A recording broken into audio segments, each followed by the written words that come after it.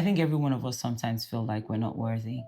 I think that's the chunk, a huge chunk of our lives where we feel like we're not worthy of God's grace and what He has deemed us worthy to receive. The fact that we're not feeling it does not negate the fact that He's already done it or He's already given it. So I feel like in trying to unpack that question, I'll ask my question, why do I feel like I'm not receiving God's grace? Is it because I feel like I'm living in sin? Is it because I feel like I'm judged by my actions? Is it because I feel like I'm not seeing the evidence of God's grace? If I quantify the evidence of God's grace as being wealthy or as having answered prayers, quote unquote, in the sense of I asked for children and I have children, or I asked to have this certain job and I have that job. So because those things are not manifesting that way, I'm starting to feel like I'm not receiving God's grace because those are the things that are quantifying God's grace. So I feel like we need to ask ourselves the question that what do we think God's grace manifests as in our lives? Does it manifest like something tangible that we can put our fingers on, or does it manifest as what we have told our minds for it to manifest as? Or, is God's grace Jesus and all that Jesus has given us? So, to kind of refrain on saying it's a you problem, I was just joking to start off. I think that we need to sit with ourselves a little bit and actually ask ourselves the question on why we've allowed grace to be defined by experiences or by what we've been told. Like we've said in our conversations many times on the sofa, grace is the person of Jesus. And so if we are partakers of the finished work of Christ, we have received grace. And what that embodies as is that each day, day by day, you let yourself feel worthy you allow yourself to feel worthy of being an inhabitant of God, being able to carry God on your inside and manifest that, be a light to your immediate surrounding. That's grace in action. You receive the grace of God that's freed you, and then you let somebody else know that grace. And as you practice that daily, you don't ask the question if I feel I've received it, because you already you pour it out. So you feel like you carry God's grace because you extend it, sort of. I think what you said is really beautiful. But while you were speaking, I was just thinking about what would make me think about God's grace in a feeling, a feeling, perhaps an emotion, And I'm thinking about like what we have in the church sphere and what grace looks like in the church sphere, So for instance, when you go to church in the morning, on a Sunday morning, and the worship is going on, the presence of God usually is synonymous to when people start to cry or feel the goosebumps, It feels like the worship is intense. God is present here. Do you get what I mean? Yeah, absolutely. And sometimes I wonder if we have that expectation of grace too. Like I know that I'm experiencing God's grace because I feel an overwhelmingness of His love.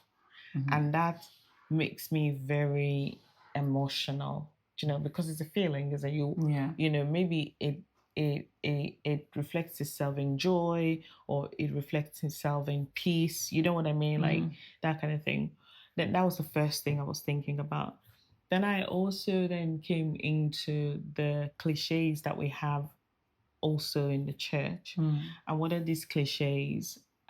When you say this guy carry grace, so that means that he's enabled to do something that isn't ordinary. Do you get what I mean? Yeah. So this isn't necessarily like material things, but like, like when he speaks, you can really literally see God.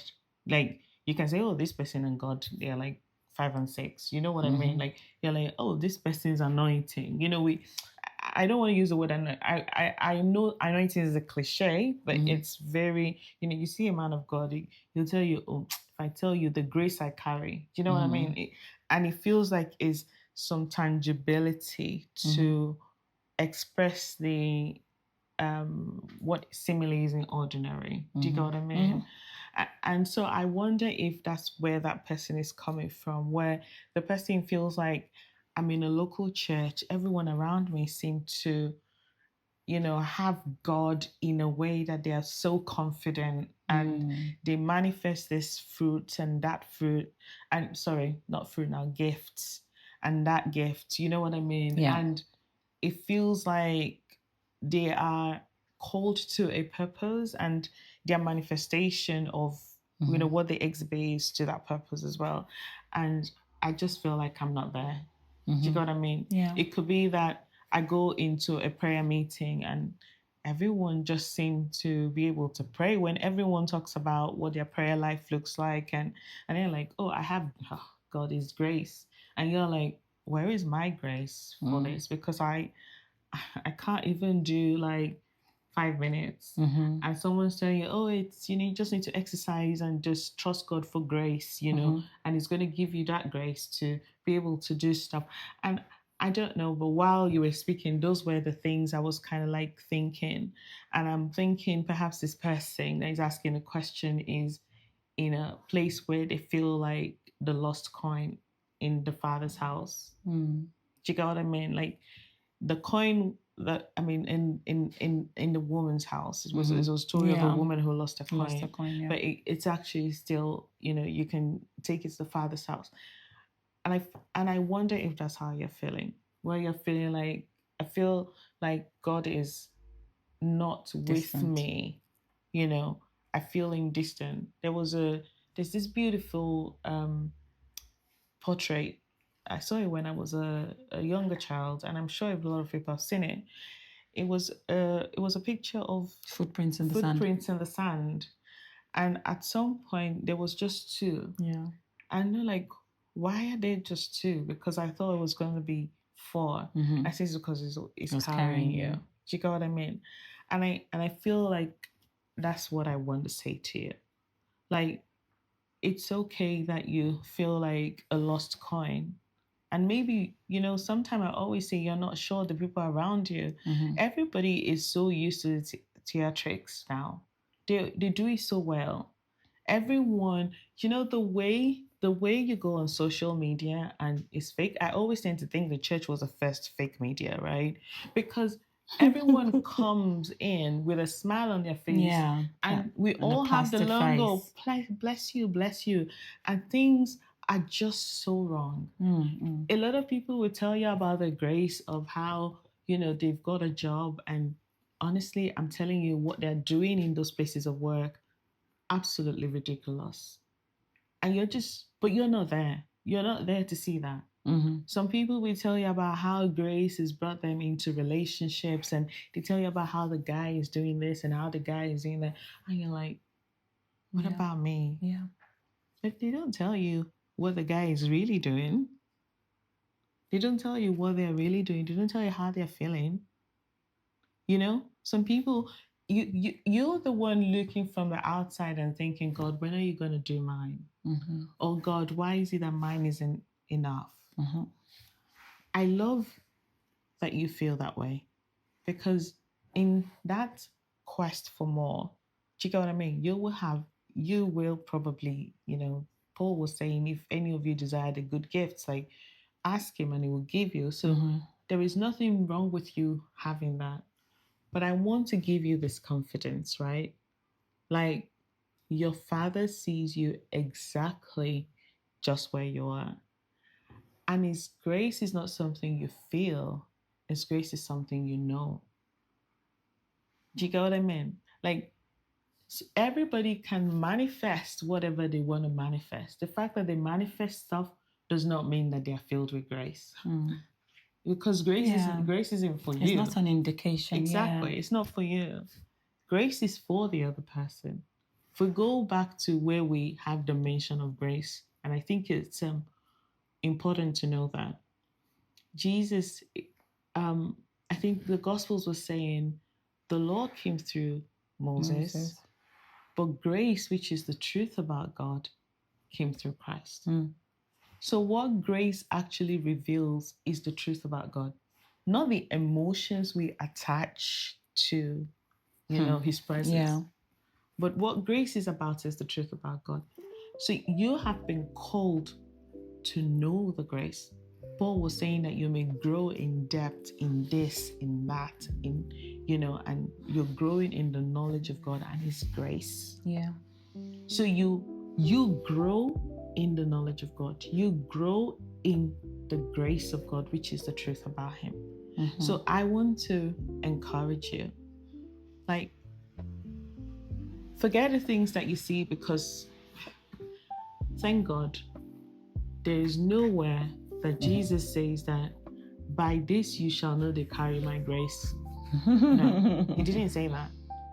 It doesn't matter whether somebody tells you they have grace to fast for 10 days or they have grace to pray for 10 hours or whatever. It doesn't matter. Whatever everybody's spiritual gimmick says, that's fine. In their respective pockets. I thank the Lord that there is nowhere that says that's how you know his grace. Mm-hmm. But this is how his grace is made manifest. His grace was made manifest in his love. And I want you to know that God doesn't just love you so you can feel an overwhelming sensation of love, but it's so that you can share that love with somebody else, which was where what Mo was saying was very powerful. As you pour out of the grace that you are receiving, which is the knowledge of God that you're receiving, his experience of love that you're receiving, his forgiveness, everything you're getting to know about him, as you pour that out, you make his grace tangible. Yeah. And what do I mean? You make his knowledge tangible to all. So I really hope that you can find encouragement in your heart and know that, you're not, it's okay that you feel that way, and there are quite a number of people that feel that way as well. Absolutely. I love the angle you were coming from, the angle of unworthiness. So maybe you have something that is keeping you, you know what I mean, from that full experience. It says, come boldly to the throne of grace. And when it says come boldly to the throne of grace, you can see that you're going to something. Yeah. You're going to a person. Yeah. You're abiding in a person. Do you get what I mean? So I really do hope that stays something in your heart. And if you want to reach out to us, you want somebody to kind of agree with you, if you're going through something in particular, please feel free to drop us a DM on Instagram, and we'll get back to you. Yeah, thanks. It's really beautiful, really well done. That's really nice.